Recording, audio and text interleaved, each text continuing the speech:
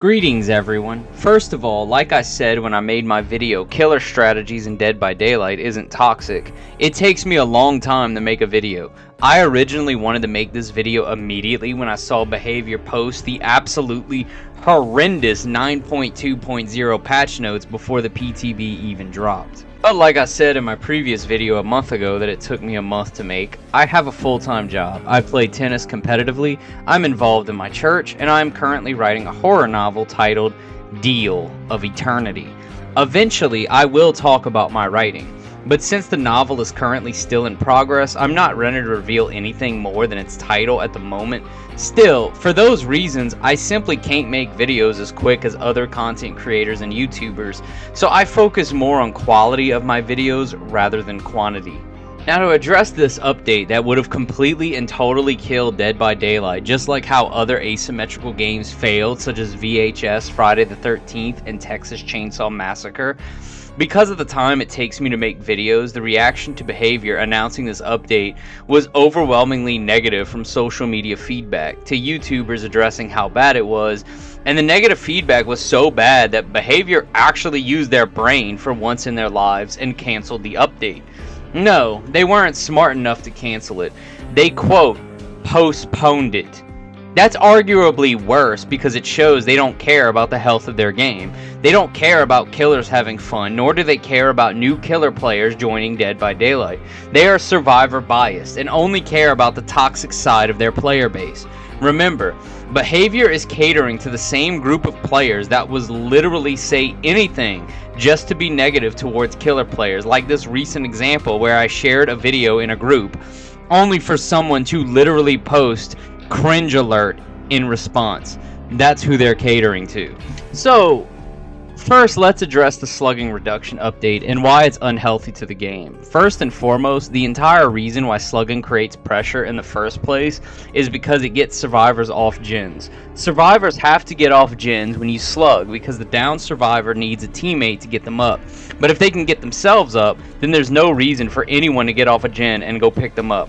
Having a 90-second accumulative time to grant Unbreakable is 100% abusable by Swifts, and makes Flashlight Sabo squads completely uncounterable, because the way you beat squads like that is slugging.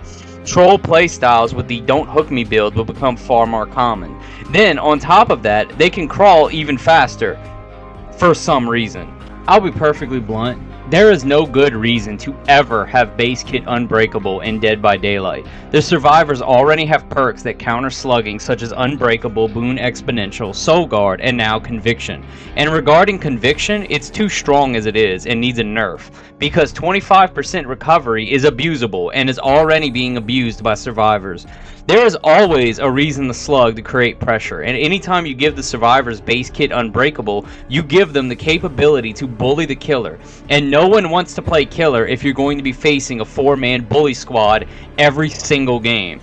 Anyone that tells you that base kit Unbreakable should be in Dead by Daylight has clearly never played killer, and their viewpoint can safely be discarded. The one argument I've heard in favor of base kit Unbreakable is killer slugging for the 4K or going for a 4-man slug. I'll be honest, as a killer main that has actually slugged all 4 survivors for the win, it's not a legitimate argument to implement base kit Unbreakable. 4-man slugs is the survivor's fault for gathering too close together in close proximity to the killer. If that happens, the survivors got outplayed, because in a normal game, that is never going to happen. You'll literally have survivors bleed to death in a standard game before you get a 4-man slug against good survivors. Not only that, but if you're going for slugs instead of hooks, the survivors will have a much stronger advantage in in-game, and it's going to backfire on you against good survivors. 4-man slugs is not a viable strategy against good survivors that recognize what you're doing and spread out.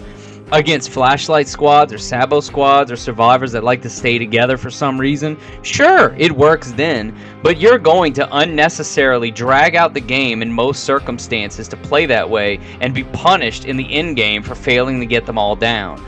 Try a 4-man slug against a Swift and you'll realize exactly what I'm talking about. So no, there is no good reason to ever implement base kit Unbreakable.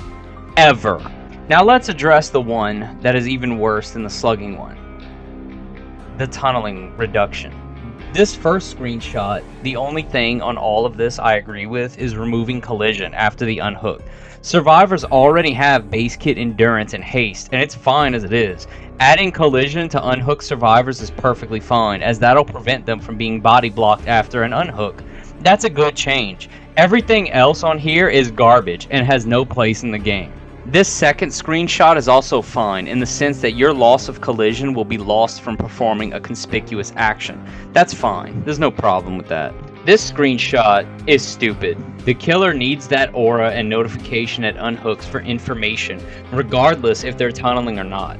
It's too much of a necessity, and removing that hook aura and notification is going to cause more killers to proxy camp, since they don't know when the unhook happens. That's what's going to happen if you hide this information from the killer. You're going to encourage proxy camping. This doesn't need to be in the game. The next screenshot. Now we're on to the one good idea Behavior has in the entire anti-strategy patch failure. Rewarding killers for unique hooks is actually a good idea.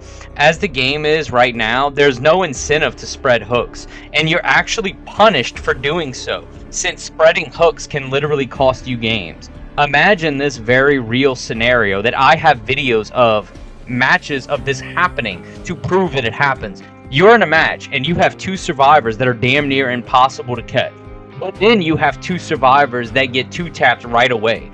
Any smart killer will tunnel out the two survivors that go down easy, then go for the harder ones after those two are dead. That's called strategy. To go for spreading hooks in that very real scenario will literally cost you the game, because the two expert loopers will take too long to catch and is not worth the time.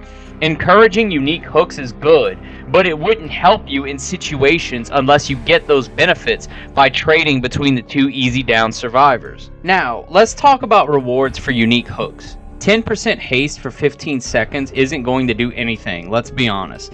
Number one, the haste isn't enough and it's not long enough to justify a unique hook, and that won't help killers with lack of mobility anyways, so it's too weak of a reward to be relevant. Bonus damage on the next gen kick is a good idea. I don't have any complaints about it, but I do have a better idea. Each unique hook increases the total number of times you can damage a generator by 1. Meaning that instead of being able to damage a generator 8 times in a match, you can now damage it 9 by the first unique hook and 10 by the second unique hook, and it continues increasing with every unique hook.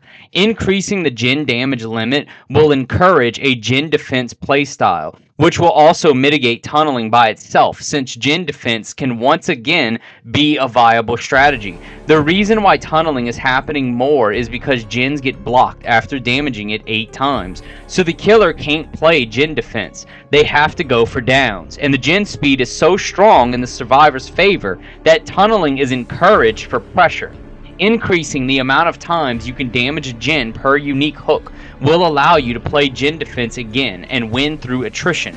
That strategy Behavior killed by putting gen damage limits, which was a stupid decision, can actually return if they do this. Unique hooks should increase, like each unique hook should increase the number of times you can damage a gen by 1 per unique hook. I think that would be a really good reward. Finally, and sorry killer mains, but I do not agree with Base Kit Barbecue. I do, however, think that Base Kit Corrupt Intervention to slow down the early game should be implemented. Early game slowdown Base Kit would equate to less tunneling because the killers wouldn't feel so much pressure so early. Imagine a game where you lose a gen before you even find a single survivor. That's why tunneling happens, because that happens in matches.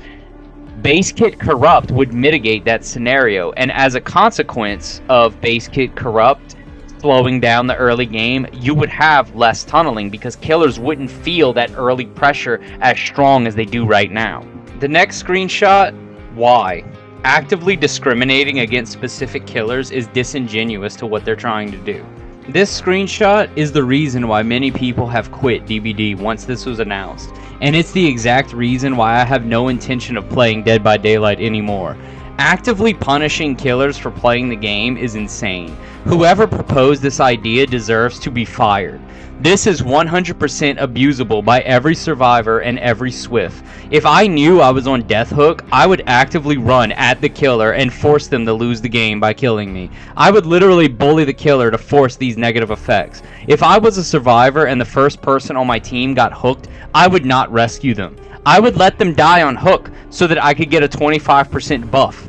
A fellow YouTuber named JC Glitchmaster, who's also a Sadako main like me, confirmed my worst fears in the PTB, that killing someone with Condemn as Sadako would trigger these penalties. These penalties alone would 100% kill Dead by Daylight, and it also exposes how survivor-sided the developers are. If I had to deal with this garbage, this is how I would play Killer. Alright, so if that horrendous update goes live, which hopefully it doesn't, but if that horrendous update goes live, this is the build that I would run, because that update is so bad that you would have to permanently change the way that you play. Which frankly, if that update goes live and you're playing Killer, I think you're stupid. You would have to be completely insane to willingly play Killer after that 9.2 point trash craptastic update. The person that made that update is outrageously stupid and retarded. So this is how bad it is. Because of the anti-slugging mechanic that would be base kit, you would have to run Lightborn so that you could pick up right away. Like, you would have to. And then other than that, you just go full on end game, because the way that I would play that, because you cannot see who is on the hook and you don't get notifications from the unhooked, I am proxy camping that hook. I'm proxy camping the hook. I'm going to defend it as heavily as I can to basically not even let them get the unhook. And if they do get the unhook, I'm tunneling the person out and killing them with a Mori. I will not be able to block gens anymore, but then I'm going to hook another person and I'm going to proxy camp their hook and repeat. Hopefully I can force second, tunnel them out, get the Mori. I'm just playing under the assumption that I will never be able to block gens again. And proxy camping is a direct consequence to the not being able to see who's on hook or know when they've been unhooked. That is crucial information that the killer needs. Without it, that's how I'd play. I'd proxy camp every single fucking hook. Like, straight up. Every hook I'm proxy camping. So because of that, I would go full on end game. Get Blood Warden, no ed value, no way out, just to delay them. That's what I would do. They're not going to be able to get the pickups from slugging because you're going to pick them up instantly because you're going to have Lightborn. That is what I would do. Hello. Here it is. This is it. I am done. I am done with Dead by Daylight. I have been playing this game since the Resident Evil chapter with Nemesis. So about 4 years I've been playing this game. I regularly take breaks to play other games and stuff. This is the game that helped me become a Twitch affiliate, especially whenever I had that tournament. However, it's time for me to just completely quit the game because this 9.2 update is so bad. I don't even want to play the game anymore. Like, even if it goes live, I'm never coming back. If it doesn't go live, there is a chance that I will come back, but it's a slim chance because the fact that they proposed it is scary because they do not understand that half your player base loves killers. And if you as a developer do not want killers to have fun and have a fun experience playing, then why the hell would anybody in their right mind ever play Killer? Nobody wants to play Killer if you can't win. That's the first thing I wanted to get across. The second thing is my name. I took out TTV in my name. I am still going to stream. I will eventually stream on YouTube, not Twitch. I took TTV out of my name. I am going to stream the games that I want, especially Resident Evil. I love survival horror. I'm going to be streaming horror games. I'm going to be streaming story games. 99% of everything that I play is single player games, and that is what I will be streaming. I will be completing games, playing survival horror such as Resident Evil. Resident Evil is probably going to be my biggest franchise that I actually stream, but I'm going to be playing story games, trying to get as many platinums as I can. And if you want to come hang out and chill, that is perfectly fine. But yes, I did change my name. I went back to my original name, Desert Fox 088. There is no more TTV. I do not need people coming harass me. This is going to be the last time that I play DBD. After today, I am deleting this game. And depending on what happens with this 9.2.0 update that Behavior had, that is going to kill this game. If that goes live, there is a 0% chance that I will ever get this game again. If they do not have the update go live, there is a chance that I will come back to DBD, but it's not going to be right away because that update is horrible. Finally, the final screenshot I have is one that I discovered the day I recorded this video and wrote the script for it. I didn't read the patch notes past the first one because the first one was enough for me to know that I'm quitting DBD because of these changes. So when I went back to get screenshots, I saw this. Survivors already have nothing but negativity and toxicity towards killers, and they hypocritically say things like X killer requires no skill as an excuse for losing to them, but they fail to acknowledge how running pallet to pallet and pre-dropping it requires no skill and is a brainless strategy that unfortunately works against too many killers. That playstyle as Survivor already exists in the game, and adding more pallets when survivors already have too much is a dumb decision that screams survivor bias. This game needs less pallets, not more. And that's everything that I have to say on this update. I'll be honest, I don't care about the Myers rework one way or another. I didn't even look into it. I didn't watch a single video about it. I don't care about the new killer. I know it's like that floating head whatever thing. I didn't look into it. I actually unsubscribed from people that were showcasing that new killer because that's how done I am with this game.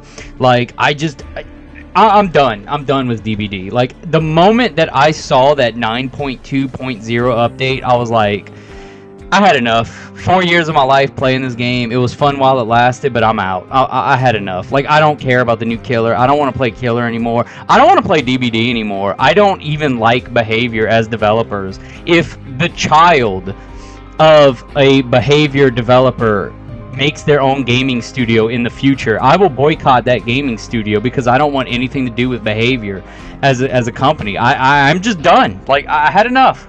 So that's it. I'm out. 4 years, 2,500, however many thousands of hours I have on the game. Like, that's it. 4 years of my life playing one game has been a long time. It was fun while it lasted, but I'm not dealing with this BS. And I understand that they canceled the update and they're not doing it, and that's great. I'm glad that they're not doing it, but by this point, I don't care. Like, the survivor bias is too obvious. And then they're postponing it. And it's like, dude, it would take something extreme for me to come back to this game. Luckily, I still have clips and matches that I still have left to upload, so you are going to see a few more months of content coming. But other than that, I really don't have anything left to say. I hope you enjoyed the background match. I'm done. So I'll catch you guys later. Have a great day. Thank you for watching. Have a blessed day.